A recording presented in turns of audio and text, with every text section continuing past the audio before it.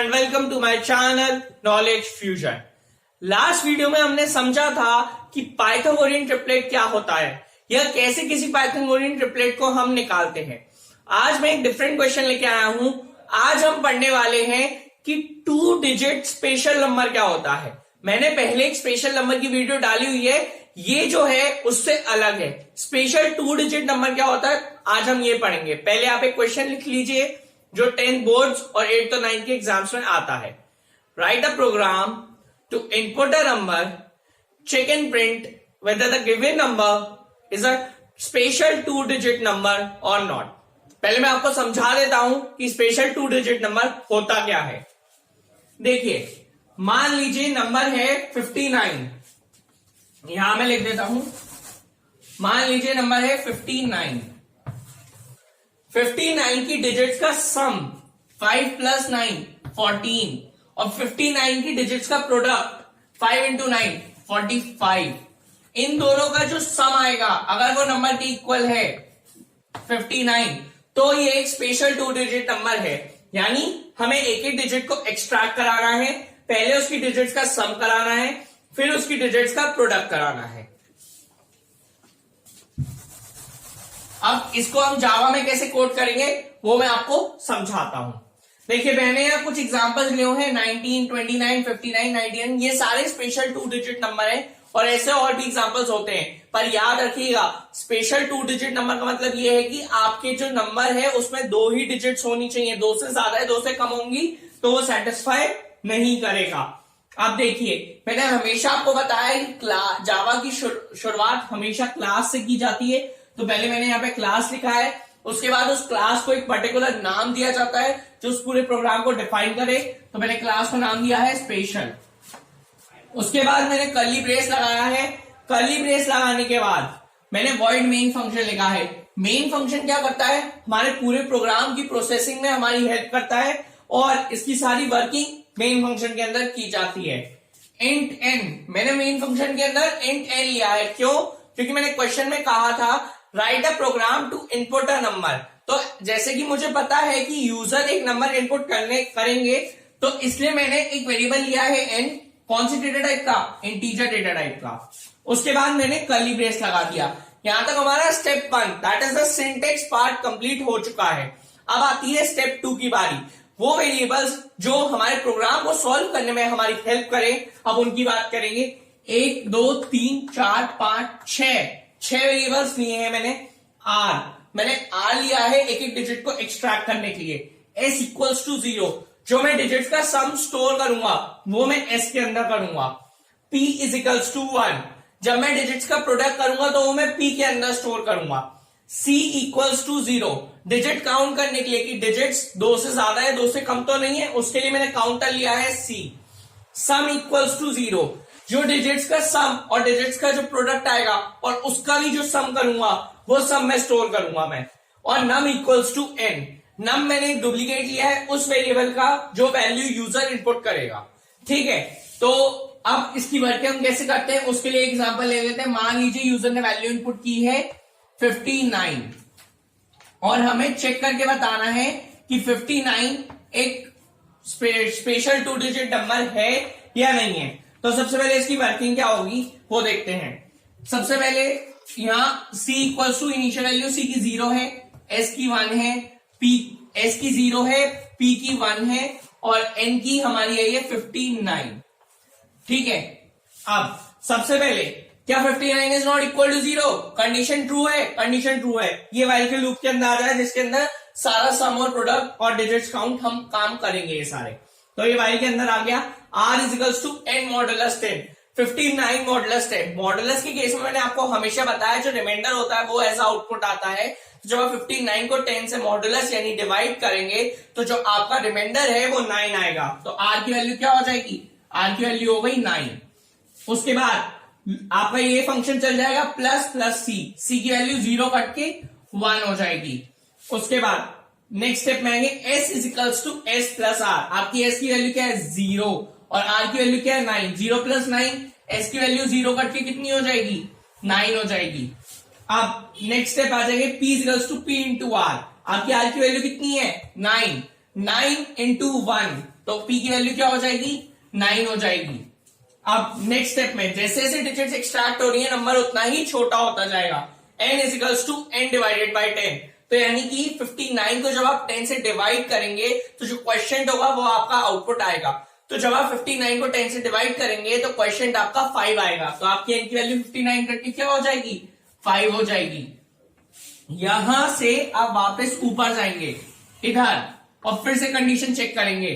क्या n is not equal to 0? आपके n की वैल्यू क्या है 5 है। क्या 5 is not equal to 0? Condition true है। आप अंदर आ जाएंगे वाइल के लूप के। r is equal to n modulus 10। n की वैल्यू क्या है 5 को जब आप 10 से मॉडुलस करेंगे यानी डिवाइड करेंगे तो वो डिवाइड नहीं होगा। मैंने आपको बताया जब कोई नंबर डिवाइड नहीं होता तो मॉडुलस के केस में जो डिजिट बचती है उसी को हम as a remainder as a answer as a output ले लेते हैं। तो हमारी डिजिट क्या है 5। तो r में ऑटोमेटिकली 9 करके क्या आ जाएगा 5 आ जाएगा। ठीक है, इसके बाद नेक्स्ट स्टेप में प्लस प्लस c की वैल्यू 1 करके क्या हो गई 2 हो गई। नेक्स्ट स्टेप में आएंगे s is equals to s plus r। s की वैल्यू क्या है आपकी 9, r की वैल्यू क्या है 5। 9 प्लस 5 14। s की वैल्यू 9 करके कितनी हो जाएगी 14 हो जाएगी। इसके बाद नेक्स्ट स्टेप पे आएंगे p is equals to p into r। आपकी p की वैल्यू क्या है 9, r की वैल्यू क्या है 5। 9 इंटू 5 45। तो ये 9 करके क्या स्टोर हो जाएगा 45 स्टोर हो गया p के अंदर। अब नेक्स्ट स्टेप में आएंगे n is equals to n divided by 10। अब जब आप 5 को 10 से डिवाइड करेंगे तो वो डिवाइड नहीं होगा। जब कोई चीज डिवाइड नहीं होती तो कोई क्वेश्चन नहीं आता। कोई क्वेश्चन नहीं आता तो आपका क्वेश्चन ऑटोमेटिकली 0 हो जाता है। तो आपकी n की वैल्यू ऑटोमेटिकली 0 हो जाएगी। यहां से आप वापस ऊपर जाएंगे चेक करेंगे क्या n is not equal to 0 है। आपकी n की वैल्यू क्या है 0। क्या 0 इज नॉट इक्वल टू 0 है। कंडीशन हो गई यहां पे फॉल्स। कंडीशन फॉल्स हो गई तो आप अंदर नहीं आएंगे। कंडीशन फॉल्स हो गई तो आप ये वाइल के लूप के बाहर आ जाएंगे। यहां पे आप नेक्स्ट फंक्शन पे वर्क करेंगे। Sum is equals to s plus p। Sum की हमारी इनिशियल वैल्यू क्या थी 0। तो सम की वैल्यू अब क्या हो जाएगी यहां मैं लिख देता हूं सम की वैल्यू हमारी हो जाएगी s प्लस p। s की वैल्यू क्या है 14 प्लस p की वैल्यू क्या है 45। 14 प्लस 45 59। ये हमारी सम की वैल्यू 59 हो जाएगी। ये मैंने यहां लिख दी है सम की वैल्यू 59। अब इसके बाद नेक्स्ट स्टेप में आएंगे। अब हमारा n की जो वैल्यू है वो 0 हो चुकी है। हमें सम निकालने के बाद उसे ओरिजिनल नंबर से चेक कराना होता है। तो मैंने इसलिए डुप्लीकेट लिया था num इक्वल्स टू n। इसका मतलब क्या है num के अंदर आपकी क्या वैल्यू होगी num के अंदर आपकी वैल्यू होगी जो n की वैल्यू थी। आपकी n की वैल्यू क्या थी 59। तो num की वैल्यू क्या हो जाएगी 59। ये n हमारा 0 हो गया था। मैं ये रफ कर दे रहा हूं। यहां पे मैं num लिख देता हूं। ये num की वैल्यू हमारी हो गई 59 क्योंकि हमारा ओरिजिनल n जो है वो 0 हो गया था। उससे कोई फर्क नहीं पड़ता। हमारे पास ओरिजिनल नंबर वाली वैल्यू है भले ही वो डुप्लीकेट हो उससे कोई फर्क नहीं पड़ता।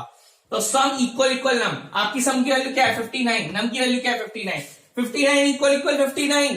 कंडीशन ट्रू है। पहली कंडीशन आपकी हो गई ट्रू। अब बीच में लगा है एंड का मतलब होता है कि आपकी दोनों कंडीशंस ट्रू होनी चाहिए तभी आपका आंसर सेटिस्फाइड माना जाएगा।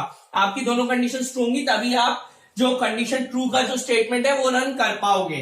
तो पहली कंडीशन ट्रू हो गई। अब दूसरी कंडीशन चेक करेंगे c इक्वल 2 यानी कि जो c की वैल्यू है वो 2 के इक्वल होनी चाहिए। हमारी c की वैल्यू कितनी है 2। क्या 2 इक्वल 2 है। कंडीशन हमारी ट्रू है। हमारी दोनों कंडीशन ट्रू हो गई तो क्या प्रिंट हो जाएगा स्पेशल 2 डिजिट नंबर। आप इस जगह यहाँ पे अपनी मर्जी से कुछ भी प्रिंट कर सकते हैं that it is a special 2 digit number. अगर ये ऐसा नहीं होता तो क्या प्रिंट हो जाता not a special 2 digit number. आप मैसेज अपने हिसाब से कुछ भी दे सकते हैं। ठीक है, अब ये तो मैंने आपको एक एग्जांपल दिया था जिसमें मैंने आपको समझाया था कि क्या स्पेशल नंबर होता है। एक बार वो और देख लेते हैं क्या स्पेशल नंबर नहीं होता तब आपको अच्छे से और क्लियर हो जाएगा। तो एक एग्जांपल और देखिएगा।